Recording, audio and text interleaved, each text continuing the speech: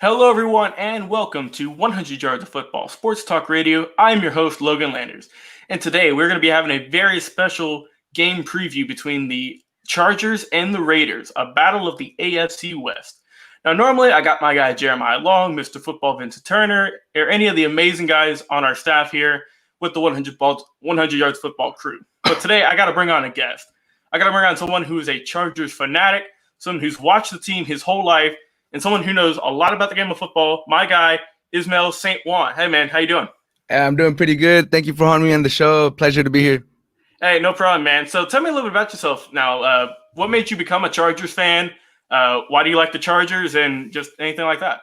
Yeah, well, fortunately for me, I was blessed enough to be born in San Diego, one of the best sports cities in the U.S., but it's not. It's one of the worst. So I was blessed enough to, grow up a Chargers and a Padres fan. And unfortunately, the Chargers have left SD. But so I give a lot of slack to like the Chargers and like all my friends that are still like super diehard Charger fans because I'm like, Yeah. I'm a free agent fan now. Now that they left SD, like I have no loyalty to that team, but I still find myself like watching their games a little bit more than all the other. And like they still have a lot of the players that they had from San Diego. Right. I'm still like, all right, there's a little tug right there that I just can't let go, Yeah, they still got a little piece of your heart that's never going to leave. Yeah, let's just call it like it is. Exactly. I was like 20, 21 years that they were in San Diego my whole life, so like I'm never gonna be able to forget those memories ingrained in my head. So yeah, we'll get on that. Yeah, we'll talk about that in just a minute, man. But be sure if you guys like this video, we're live on Facebook, YouTube, and our Twitch as well. Like, comment, share, subscribe. Share it to all the Facebook groups out there, all the Chargers one, all the Raiders ones. We're gonna get some good hits on this show. I know it because this is a battle here between these guys. We also be on the lookout for our podcast as well. We're on Spotify, Apple, Stitcher, Google, anywhere you want to listen to your audio experience. We are there. And this episode will be uploaded live tonight where you can listen to it wherever you want to. So without further ado, let's get into the LA Chargers versus the LV Las Vegas Raiders. So I'm going to let you talk about it first, man. Since you are the Chargers fan, what can the Chargers do? What have they done this season? How can they get this win against the Raiders? So the Chargers, the number one thing they had to do in this season was not give Tyrod Taylor that much playing time. And ever since, unfortunately, he got hurt, medical staff punctured his lung accidentally. Wish the best for Tyrod Taylor. But ever since that happened, the Chargers have looked like a completely different team. They look like a dangerous team going on the offensive side. And Herbert looks like the real deal. He's one of the best rookies I've ever seen with my own two eyes, just straight off the bat, like just playing good. So what the Chargers need to do is what they usually do in these games and get a lead. Play from because their defense is not that good. They can't play catch up. Their defense can't hold the lead. So they just got to get on them, take a 2-3 touchdown lead. And instead of doing what they've been doing these games where they've choked and they just start running the ball, they don't have a good offensive line. They don't have Eckler still hurt. They don't have an elite running back to just pound the team out, run the clock out. They just got to give it to Herbert. He's a rookie. Just let him win. Yeah, you gotta trust the rookie some. I mean, I know that's a lot to ask for, especially from this young guy. But he's starting to get a little bit of experience. Like you said, with that Tyrod Taylor injury, which was one of the most like freak accident type of things I've seen in the NFL in a long time. Herbert's looked the part. I mean, granted, the record's not the best at the moment. The Chargers are looking at a 2-5 record at the moment. Yep. This guy's still young. He just came out of college. He just got drafted. He's got plenty of time to grow. You said you said the Chargers defense isn't the best. What's one area you think they can improve on, and they can kind of lock down the Raiders' offense? Well, the number one strength of the Chargers is their pass rushers, Bosa and Melvin Ingram. Right. And Bosa, I think he ended this weekend, yesterday's game. He got a concussion, so I don't think he was there for like the last few drives that the Broncos were on. So that really hurt them because they weren't able to pressure Drew Lock. So if he's good to go and Melvin Ingram's back now, they should be able to pressure the Raiders line. And I know the Raiders, I think one of their left tackle, he got COVID, and then for some reason he missed this week's game. I forgot who it was, but if the Raiders' offensive line is not healthy, Bosa and Ingram have to have a big game for the Chargers to have a chance because they don't have good cornerback. Their defensive backs are not that good. They're missing. Yeah, go ahead. No, go ahead. No, I was just going to go into the Raiders, just saying that, their offensive line has been a little bit shaky, like you said, with those COVID injuries. I thought it was really going to be bad against the Browns, but they proved otherwise. But I'll get to that in a minute. I'll let you finish your point there. Yeah, no, because the Raiders, like I said, I kept up with them this week too, and Josh Jacobs had been struggling a little bit, and he ran pretty good this weekend. So the Chargers, like I said, if they allow the Raiders to, dictate the pace of the game and for it to be a close game, and they allow, the Raiders to do what they want to do and run Josh Jacobs and not keep a Carr on the passing downs, then it's gonna be real hard for the Chargers to get a victory. So they got to get up early, they got to make it a passing game, and they got to eliminate like play action and all that stuff. Because truthfully, the Raiders don't have like an elite wide receiver. They have a good system, but they have a good tight end. And then they have speedsters. Agler's playing all right, and Henry Ruggs, he's cool, but there's not like a bona fide number one there. So if they can make it a passing game, Jacobs is probably their number one offensive threat. So I think they should jump on a big lead, make the Raiders pass, unleash Bosa, unleash Ingram, and then don't choke. Just don't choke. I know it's in their DNA. Right. In San Diego, in LA, no matter where they go. They just love to do it, but they should put that on their bulletin board. Don't choke. Look, man, I'm from Atlanta, so I know all about the whole choking syndrome with teams. So I know all the pain that you're going through, and then some. Yeah. So I know all about that. But let me talk about the Raiders a little bit. Like you said, they don't have a true number one receiver yet. They have a lot of young talent. They do have Darren Waller, who's looked very impressive this year. He's really having a breakout year, I believe, as their tight end. Hunter Renfrow to me, he's going to be kind of like a Julian Edelman type of player where he's going to be around forever, and he's always going to be getting you at least, 3 to 6 catches per game and always just be kind of a real consistent type of receiver. He was like that when he was with Clemson. So he's already fitting the Raiders mold already. They have Henry Ruggs, who was their big draft pick this past year. And this guy, he has a lot of potential. I think he can get there one day because let's just face it, this is a star-studded wide receivers draft this past whatever month it was. So deep. There was really no bad pick, between him and everyone else in that group. But I do think that he's got the speed and all that to kind of get it going. And we'll have to see how he's going to pan out. He's still real young, so he's got time to grow. I think I do like Jason Witten, though. He's really good in the locker room, being that veteran presence, because you got to have some of those guys that are going to help you through the tough times and those rough games, He still looks weird for me. He looks weird for me on that. Sorry, I had to interrupt you, but he looks weird. It looks strange. He's good. He's good. He's definitely good. When they signed him, I'm like, man, I know he's with the Cowboys forever. I'm like, I thought he would retire, so I didn't think he'd keep playing. Yeah. But he's been, he's not going to put up a bunch of huge numbers. He's there for a morale type of guy. You see that for every kind of team.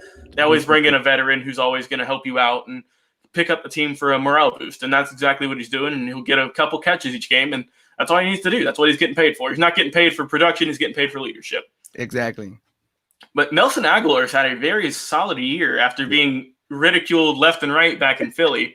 I know I have a couple of friends who are Eagles fans, and they're like, dude, what has this guy been doing? Like, something got fixed. This guy's catching everything now. Back when he couldn't catch a cold in Philly. But with the Eagles, everyone. I remember there was a news telecast where I think something was going on in Philly, and I think children were like getting thrown out a window to like escape a fire. And they interviewed the guy that was catching the children, and instead of just being like, all politically correct and just saying like we're saving the kids, he was like, I was catching them, unlike Jason Agler or whatever his name is. He just took a shot at Agler. Like everyone didn't like him, man. Everyone. But he's had he's turning that narrative around now. I mean, everyone's gonna drop the path. Let's just be honest with that. You're not gonna be perfect, but he's definitely improved. I don't know if he's wearing gloves. I don't know if he's just getting more reps in. I was about to say, I don't know if he's using a little bit of stickum now.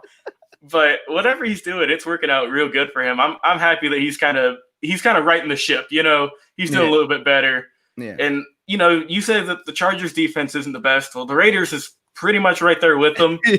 I mean, that's the thing with the Raiders. They have a lot of young guys. Yeah. They have a lot of young guys who they're hoping can kind of produce in the next couple of years. And I mean, they're not perfect. I mean, they have. I like Jonathan Abram a lot. He's had a really solid year for them. Right. I think he's going to help them out. Max Crosby as well. He's been really good for them. But other than that, there's just kind of a bunch of guys that are just kind of on the fence. You don't know if they're going to be real productive one game or if they're just going to kind of fall off. And that's kind of scary. But the key for me, if the Raiders want to win this game, because they beat Cleveland this past week 16-6, which I was pretty impressed by. I didn't think they'd be able to get past Cleveland as hot as they've been, especially with their offensive line being out, the majority of them with the COVID illness. And the Browns we've seen what they've done. They've impressed everyone this season. Yeah. So, but once the Odell Beckham Jr. injury kind of happened, I'm like, okay, there's a shot, because what happens when one of your best players goes down, usually morale goes down, you let something slip or anything like that. There's a plethora of things that you can kind of just let mental mistakes, you know? Yeah. And Baker Mayfield didn't have the best game, 12 of 25. That was, after that amazing performance he had against the Bengals the week prior, he didn't do too much. Yeah, I didn't understand when people said that, oh, is Baker Mayfield better without OBJ? Well, there you go. No, he's not. He needs when games are tough, when you got to grind out a game and it's like a super close game, that's when you have your number one receiver to bail you out sometimes. And you could tell he was missing him yesterday. I mean, Jarvis Landry is a really solid wide receiver. I do like his play, but he's not an Odell Beckham. He's not someone that's going to get double teamed every single play. That's just not who he is. He's a solid number 2 receiver, in my opinion. Exactly. Yep. He was a number 1 in Miami, but not in Cleveland. Not with Odell. And now he's being forced into that role now that Odell's going to be out for the foreseeable future. And, on the game, he had 52 receiving yards. So, I mean, he led the team in that, but other than that, he had a couple of drops at the end on the end zone. I think. He jarred out. But that's the thing that kind of killed them against the Raiders, is that they just couldn't get points on the board. Yeah. Baker had a clean game in terms of he didn't throw any picks or interceptions or picks. Yeah, picks or interceptions. Yeah, picks or touchdowns. But Derek Carr, he didn't do too much better. Honestly, looking at the numbers here, he was 15 of 24, 112 yards and 1 touchdown. So I mean, Carr's not going to be the number 3, top 5 best quarterbacks, of any season. But he's always going to be one of those kind of middle of the road type of guys that's going to be around for a long time. Yeah, kind of like I think he's like a better Alex Smith. Yeah, I could see that. Yeah, he's going to be around for a long time. Yeah. If he's not going to be a starter somewhere, he's going to be, a solid bench piece later in his career. Yeah. But it does seem like he wants to stay with the Raiders as long as he can. It seems like he really likes the organization and everything. So we'll see how long he sticks it out there. And it doesn't seem like the Raiders are wanting to kind of get rid of him or anything. Because I know there's always talk between all the fans that if he has like a bad game, oh, we got to get rid of him. He's horrible. But it's like, especially because Gruden is his name tag or his tag has always been that he's a quarterback guru. So he's always trying to find that next quarterback. But like he had that QB coach, QB camp in ESPN. Yep. He's always just eyeing stuff. That's why I feel like that's the main reason. Like people always say, is Carr going to be there for the future? But he's been pretty solid. So I mean, like I said, he's not going to be a top 5 quarterback, but he's going to be consistent. And his numbers haven't, went down or anything. He's been solid his whole career since he came in. And I think it was 2013 or 14, one of those two. Yeah. And he hasn't, reached peak potential or anything. He's just going to be a solid QB. And that's, that's what I think. So, and that's fine. That's all that some teams need. We've seen teams with subpar kind of quarterbacks or mediocre kind of quarterbacks be successful. Exactly. You don't need to have a star quarterback. Is it nice? Yeah, but you don't need to have it. But what they do have, they have a star running back. There you go. They have Josh Jacobs. And if Nick Foles could win a Super Bowl, why can't Carr? Right? You make a good point, because, I mean, we've seen what Nick Foles has done since the Super Bowl, and it has not been pretty. But or even Joe Flacco. Joe Flacco. We see him now. Why can't Carr? Like, Joe Flacco was nothing special. He just got hot for 4 games. That's all you need. A quarterback that's good and could get hot for 4 games. Exactly. And the thing with Jacobs that I like is, man, he's been electric since he came in.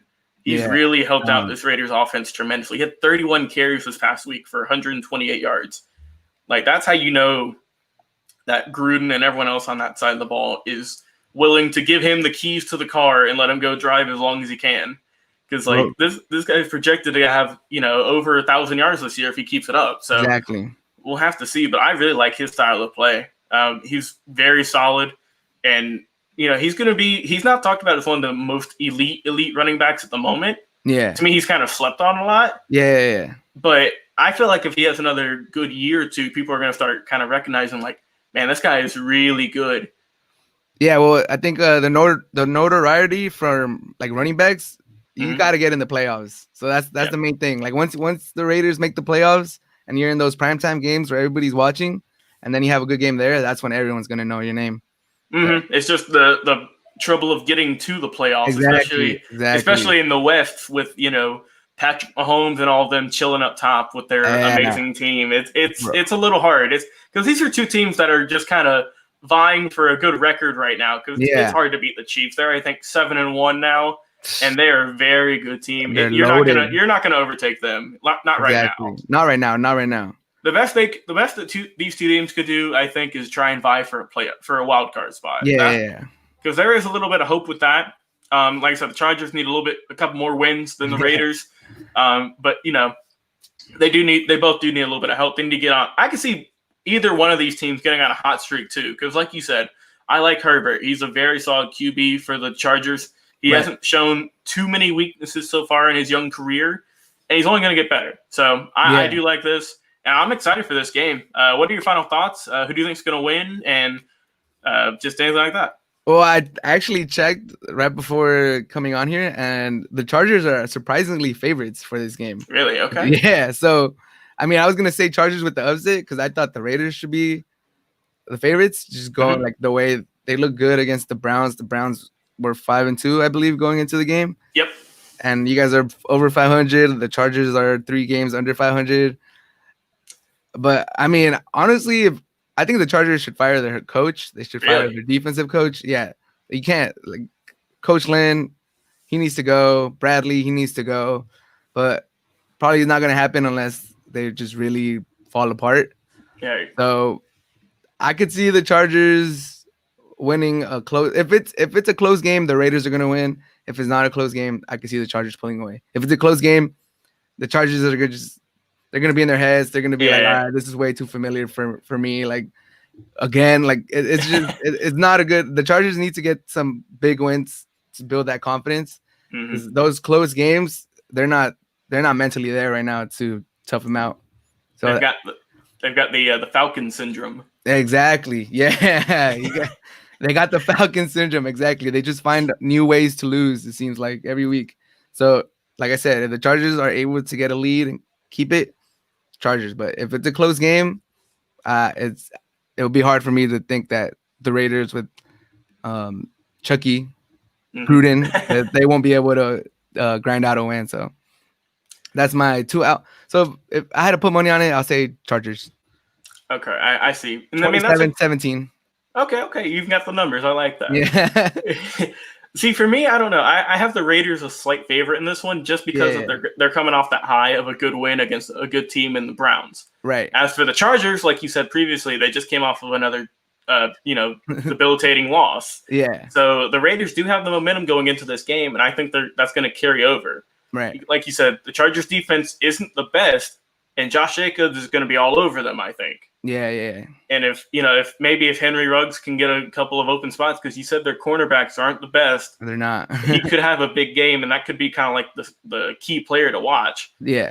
So if I had to pick something, I'd go with the Raiders by, I don't know, I'll go by 14. I don't want to give a whole score because I'm not the best at that. I'll go by a point total. I'll go with that. But all right, that's fair. That's fair. I'll take that. Usually my picks are pretty decent, so we'll see. Yeah. No, but it kind of at this point, to be honest, it makes more sense for the Chargers to lose than to win. Like they're 2-5, they still got to play the Chiefs again. Like it's just there's the AFC North teams are gonna probably take all of the wild card spots, and maybe like another team like somewhere else. It just looks really, even with the extra playoff spot, it looks hard for the Chargers to make that spot.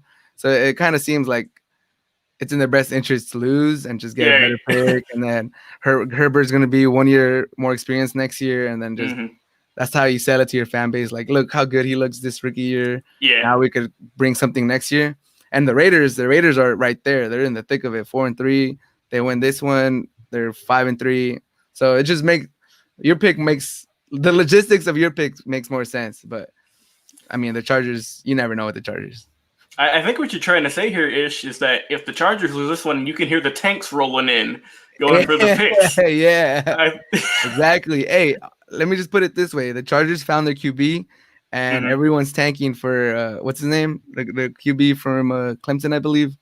Trevor Lawrence. Everyone's tanking. So if the Chargers somehow end up with one of those top picks, hey, they could flip it for a lot of stuff because they already have the QB.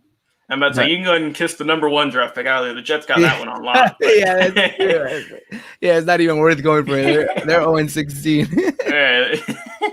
Well, all right, man. Ish, I had a great time with you on the show, man. I know you got a little bit of you got some socials to promote, so why don't you tell all the 100 Yards Football family at home where they can find you and where they can listen to you? Yeah, so if they want to, keep up with me or just, check me out for a little bit, I have the Hard to Handle Sports Podcast. It's on Spotify, Apple Podcasts, Google Podcasts.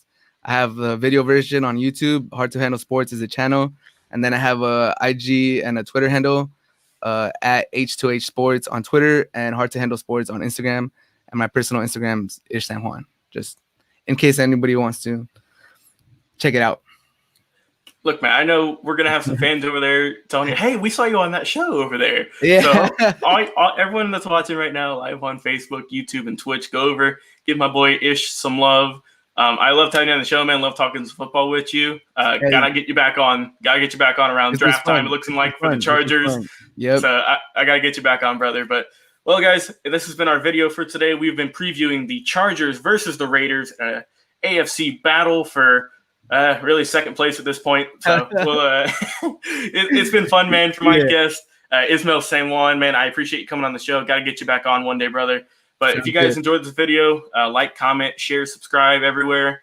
Be sure to listen to our podcast. This episode will be up on our podcast tonight, November 2nd? Yep, November 2nd.